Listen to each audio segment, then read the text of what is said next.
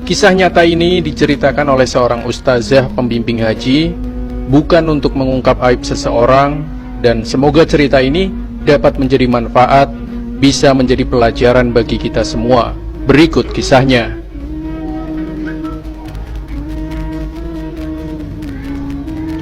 Selama hampir 9 tahun menetap di Mekah sambil menguruskan jemaah haji dan umroh, saya telah melalui berbagai pengalaman menarik dan yang pahit.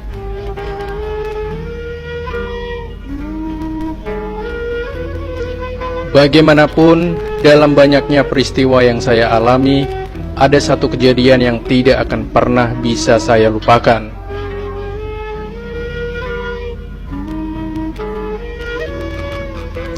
Kisah ini terjadi kepada seorang wanita yang berusia di pertengahan 30 tahun pada saat saya mengurus satu rombongan haji.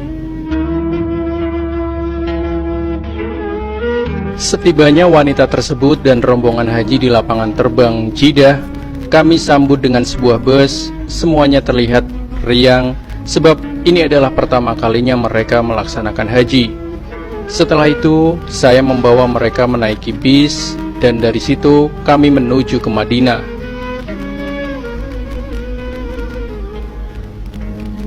Alhamdulillah, segalanya berjalan lancar hingga kami sampai di Madinah. Tiba di Madinah, semua orang turun dari bis.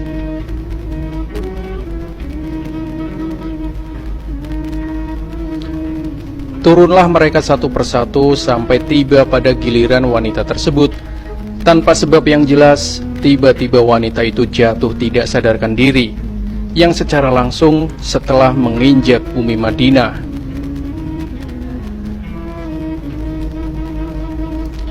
Sebagai orang yang dipertanggungjawabkan mengurus jemaah itu, saya pun bergegas menuju ke arah wanita tersebut. "Jemaah ini sakit," kata saya pada jemaah-jemaah yang lain.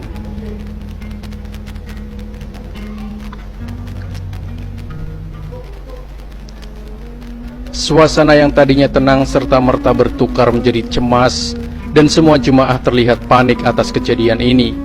Badan dia panas dan menggigil. Jemaah ini tak sadarkan diri. "Cepat tolong saya, kita bawa dia ke rumah sakit," kata saya.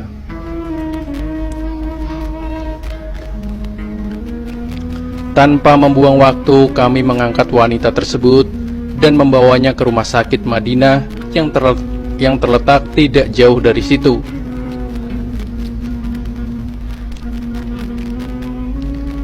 Sementara itu, jemaah yang lain diantar ke tempat penginapan masing-masing. Sampai di rumah sakit Madinah, wanita itu masih belum sadarkan diri. Berbagai usaha dilakukan oleh dokter untuk memulihkannya, namun semuanya gagal. Sementara itu, tugas mengurus jemaah perlu saya teruskan.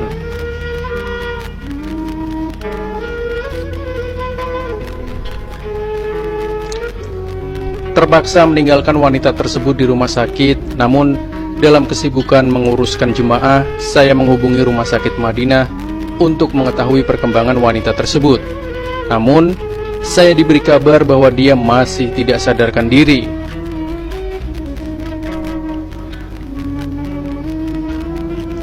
Selepas 2 hari, wanita itu masih juga tidak sadarkan diri. Saya makin cemas. Maklumlah, itu adalah pengalaman pertama saya berhadapan dengan situasi seperti ini.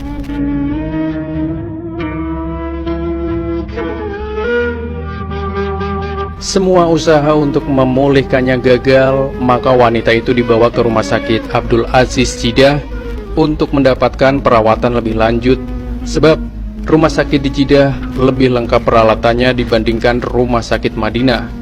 Namun, usaha untuk memulihkannya masih tidak berhasil.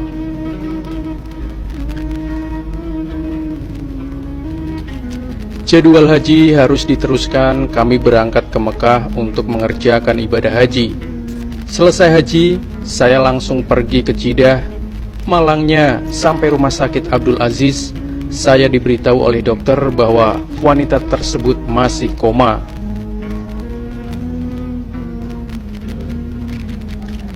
Bagaimanapun, kata dokter, keadaannya stabil.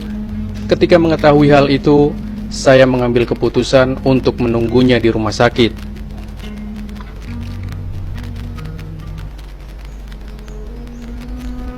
Setelah 2 hari menunggu, akhirnya wanita itu membuka matanya.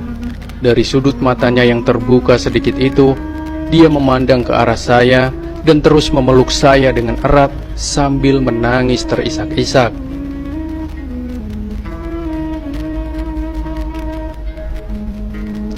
Ketika itu saya sangat bingung. Saya bertanya kepada wanita tersebut, "Kenapa kamu menangis?" "Ustazah, saya taubat Ustazah. Saya menyesal. Saya tak akan berbuat lagi hal-hal yang tidak baik. Saya bertaubat, betul-betul bertaubat."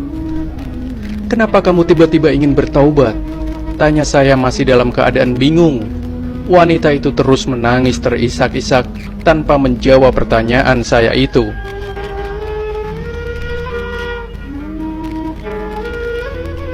Tak lama kemudian dia bersuara menceritakan kepada saya mengapa dia berkelakuan demikian. Cerita yang bagi saya perlu diambil hikmahnya oleh kita semua. Katanya, "Ustazah, saya ini sudah berumah tangga, menikah dengan lelaki orang kulit putih.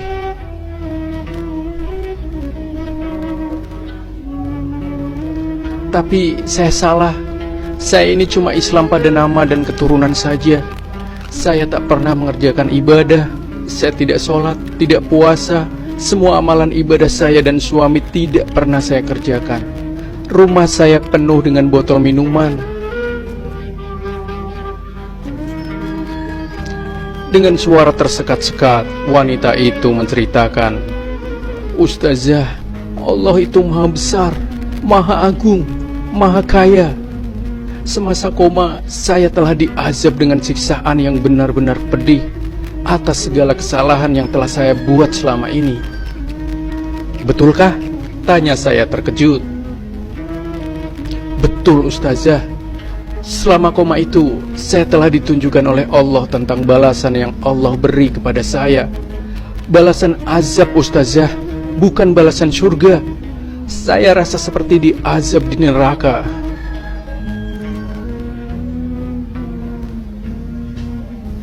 Saya ini seumur hidup tak pernah pakai jilbab. Sebagai balasan, rambut saya ditarik dengan bara api. Sakitnya tidak bisa saya ceritakan dengan kata-kata.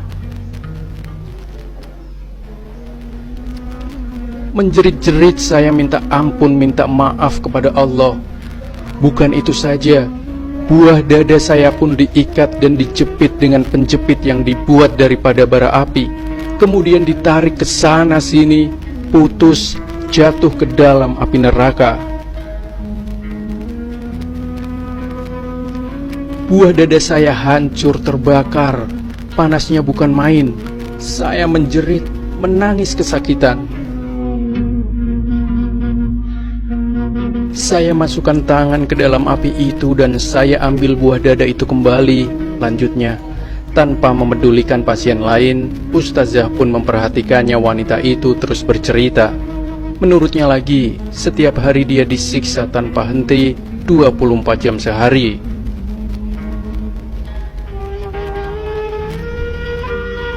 Dia tidak diberi waktu untuk beristirahat atau dilepaskan dari hukuman. Sepanjang masa koma itu dilaluinya dengan azab yang amat pedih. Dengan suara terbata-bata, dengan berlinang air mata, wanita itu meneruskan ceritanya. "Hari ke hari saya disiksa.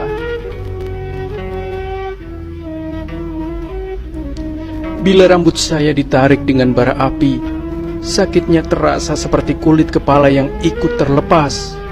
Panasnya juga menyebabkan otak saya terasa seperti menggelegak. Azab itu pedih yang amat sangat, tidak bisa saya ungkapkan." Sambil bercerita, wanita itu terus meraung, menangis terisak-isak. Terlihat dia betul-betul menyesal atas semua kesalahannya. Saya pun termenung, kaget dan menggigil mendengar ceritanya. Sangat pedih balasan Allah kepada umatnya yang ingkar. "Ustazah, buat saya Islam hanya nama saja. Tapi saya minum alkohol, saya main judi, dan segala macam dosa besar."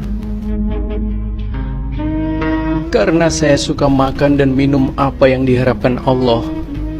Semasa tidak sadarkan diri itu, saya telah diberi makan buah-buahan yang berduri tajam, buah yang tak berisi, melainkan hanya duri-duri saja. Tapi saya sangat ingin memakannya, karena saya benar-benar merasa lapar.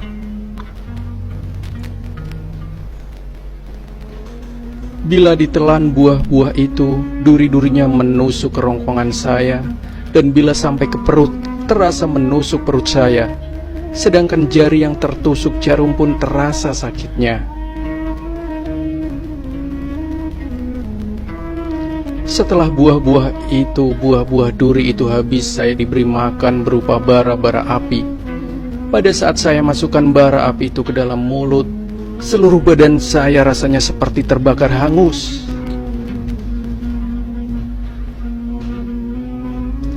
Panasnya cuma Allah saja yang tahu. Api yang ada di dunia ini tidak akan sama dengan panasnya.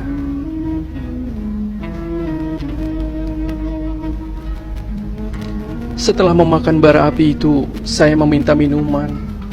Tapi saya dihidangkan dengan minuman yang dibuat dari nanah. Baunya cukup busuk. Saya terpaksa meminumnya sebab saya sangat merasa haus. Semua terpaksa saya lalui, tak pernah saya alami sepanjang hidup di dunia ini. Saya terus mendengar cerita wanita itu dengan tekun.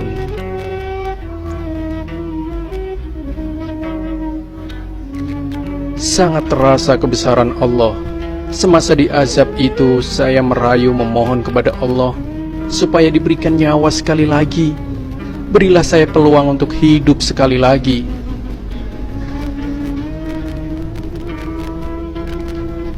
Tak berhenti saya memohon. Saya berjanji tidak akan mengulangi kesalahan saya. Saya berjanji tidak akan ingkar atas perintah Allah dan akan jadi umat yang soleh.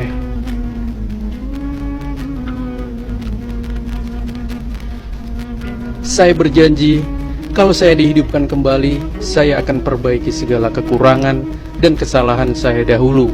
Saya akan mengaji, akan sholat, akan puasa, yang selama ini saya tinggalkan. Saya termenung mendengar cerita wanita itu. Benarlah, Allah itu Maha Agung dan Maha Berkuasa. Kita manusia ini tak akan terlepas dari balasannya. Kalau baik amalan kita, maka baiklah balasan yang akan kita terima. Kalau buruk amalan kita, maka azablah kita di akhirat kelak. Alhamdulillah, wanita itu telah menyaksikan sendiri kebenaran Allah. Ini bukan mimpi ustazah.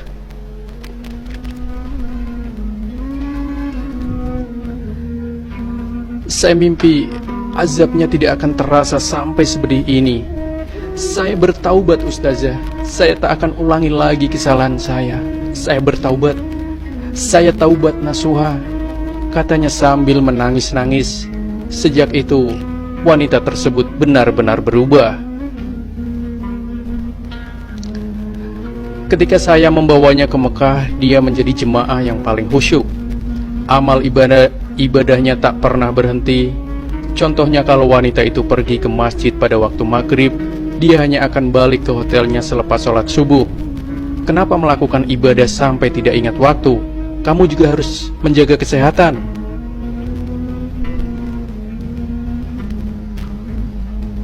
Pulanglah setelah sholat isya, makan nasi atau istirahatlah sejenak, tegur saya. Tidak apa-apa ustazah, saya membawa buah kurma.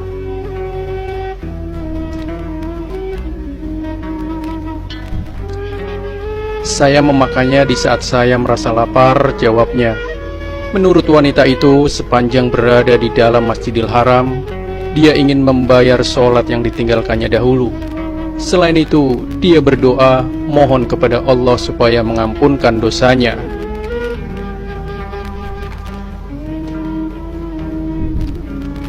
Saya kasihan melihat keadaan wanita itu, takut karena ibadah dan tekanan perasaan yang keterlaluan, dia akan jatuh sakit. Jadi saya menasihatkan supaya tidak beribadah keterlaluan hingga mengabaikan kesehatannya.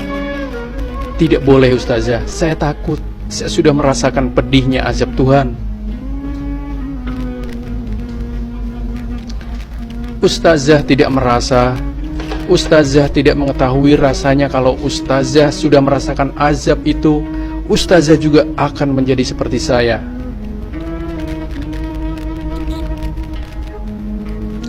Saya betul-betul bertaubat. Wanita itu juga berpesan kepada saya, katanya, Ustazah, kalau ada perempuan Islam yang tak pakai jilbab, Ustazah ingatkanlah pada mereka, pakailah jilbab. Cukuplah saya saja yang merasakan siksaan itu. Saya tidak mau ada wanita lain yang merasakan hal seperti yang saya sudah rasakan.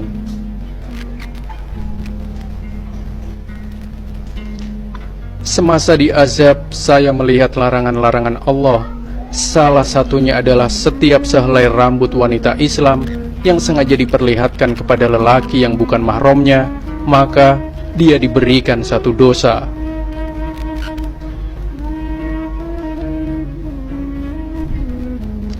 Kalau ada 10 lelaki yang bukan mahram melihat sehelai rambut saya ini, maka saya mendapatkan 10 dosa.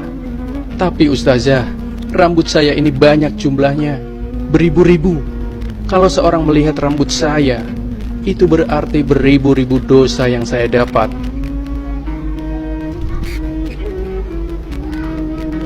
Saya berniat sepulang saya dari haji ini, saya minta tolong dari Ustazah supaya mau mengajarkan suami saya sholat, puasa, mengaji dan mengerjakan semua ibadah. Saya ingin mengajak suami pergi haji seperti saya. Suami saya itu Islam pada nama saja.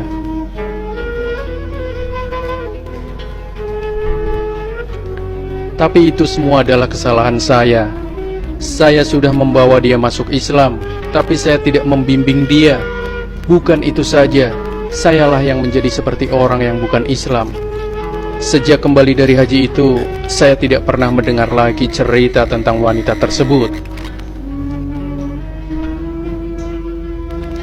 Bagaimanapun, saya percaya dia sudah menjadi wanita yang benar-benar soleha. Adakah dia berbohong kepada saya tentang ceritanya di azab semasa koma? Tidak.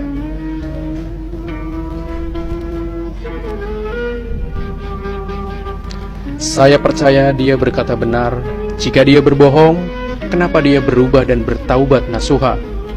Satu lagi, cobalah bandingkan azab yang diterimanya itu dengan azab yang digambarkan oleh Allah dan Nabi dalam Al-Quran dan hadis.